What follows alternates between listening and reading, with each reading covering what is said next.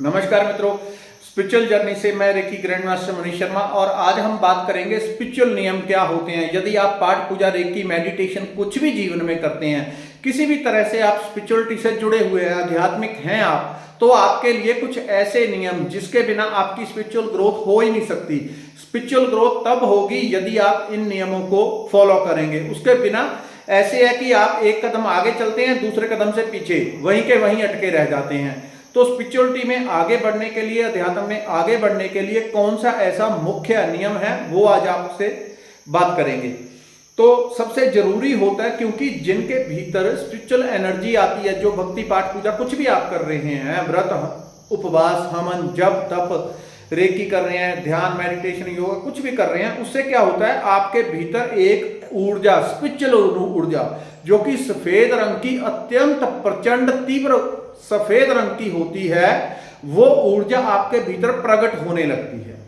लेकिन आम लोग कुछ नियमों का पालन नहीं करते, उस कारण उनके जीवन में बरकत नहीं आती। वो कहते हैं हम पाठ कर रहे हैं, पूजा कर रहे हैं, भजन कर रहे हैं, लेकिन वहीं के वहीं हमारी गाड़ी अटकी हुई है, हम आगे जीवन में नहीं बढ़ पा रहे।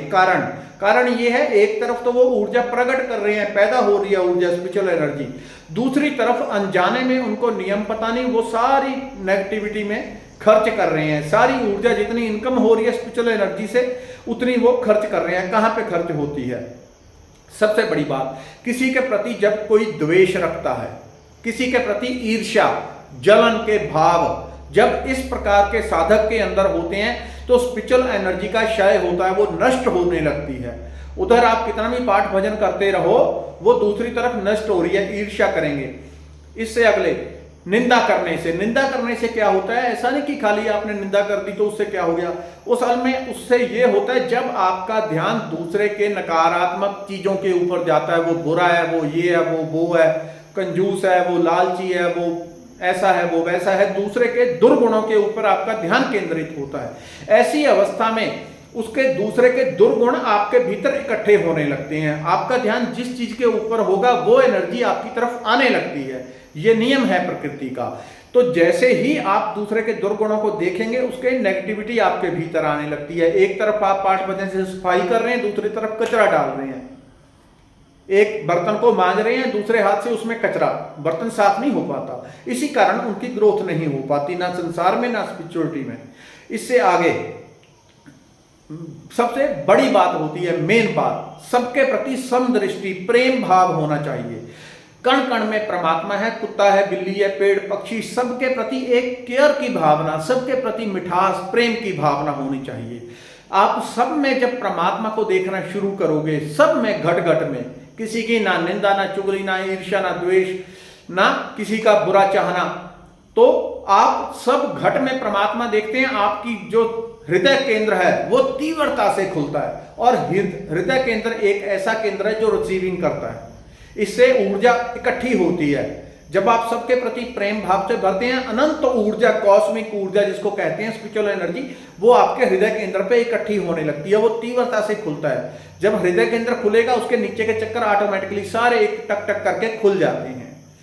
अगली बात, इससे बहुत जरूरी है, जब भी आप पाठ भजन कर रहे हैं, रेकी कर रहे हैं, कुछ भी कर रहे हैं, तब ऐसी अवस्था में आपके भीतर प्रचंड ऊर्जा इकट्ठी होती है। किसी के प्रति आप नकारात्मक वचन ना बोलें।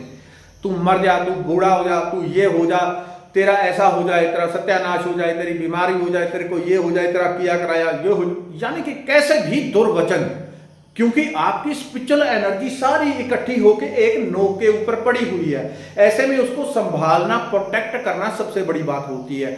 यदि कोई ऐसा नहीं कर पाता तो सारी ऊर्जा का क्षय होने लग जाता है। इसको संभालना बहुत मुश्किल बात है और बहुत जरूरी है। तो किसी के प्रति भी यदि आपके मुख से बुरे वचन निकल जाते हैं और आपके भीतर काफी ज्यादा मात्रा में ऊर्जा है, तो वो वचन सत्य हो जाएंगे, दूसरे का बुरा हो जाएगा, दूसरे का सत्यानाश हो जाएगा। आपके भीतर स्पिरिचुअल एनर्जी है, दूसरे का भट्टा बैठ जाएगा। लेकिन ये जरूर ध्यान में रखें, जितना दूसरे का नुकसान होगा, उससे डबल आपका भी होगा। पक्की बात है, आगे जाके आपका स्पिरिचुअलिटी से कनेक्शन ही कट होने लग जाता है, क्योंकि आपने, जहां आपको कृपा प्राप्त हुई थी, सिद्धि शक्ति प्राप्त हुई थी दूसरों के कल्याण के लिए, आपने उसे किसी को श्राप दे दिया, किसी का बुरा चाहा, किसी को कुछ, किसी का कुछ, तो उससे सारी नेगेटिविटी का आपका क्षय हो गया।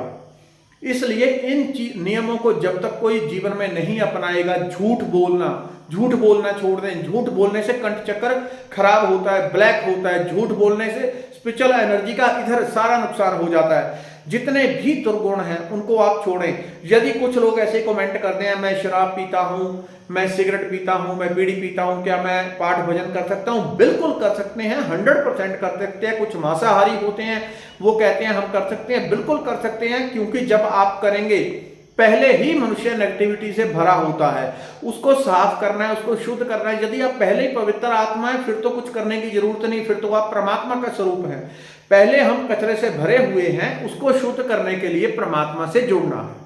इसलिए चाहे कोई मांसाहारी हो, बुरा हो, कैसा भी हो, हमारे पुराणों में, शास्त्रों में कथाएं आती हैं, कोई वैश्य है, कोई चंडाल है, उसका कैसे कैसे उद्धार हो गया, बुरे से बुरे प्राणियों का उद्धार हो गया। क्यों? क्योंकि नाम में इतनी शक्ति है, वो आपके दुर्गुण नहीं देखेगी कि आपके भीतर दुर्गुण क्या है। वो सारे दुर्गुणों को जला के भंडारे को ही आग लगा देगी, आपको शुद्ध कर देगी, पवित्र कर देगी। इसलिए कैसी भी अवस्था हो, आप कभी भी अपने पाठ भजन से वंचित ना हो। लगातार उसको करने की कोशिश करें। जितना अधिक करेंगे उतनी पवित्र ऊर्जा, प्रचंड ऊर्जा आपके भीतर तीव्रता से बहेगी। धन्यवाद, नमस्कार।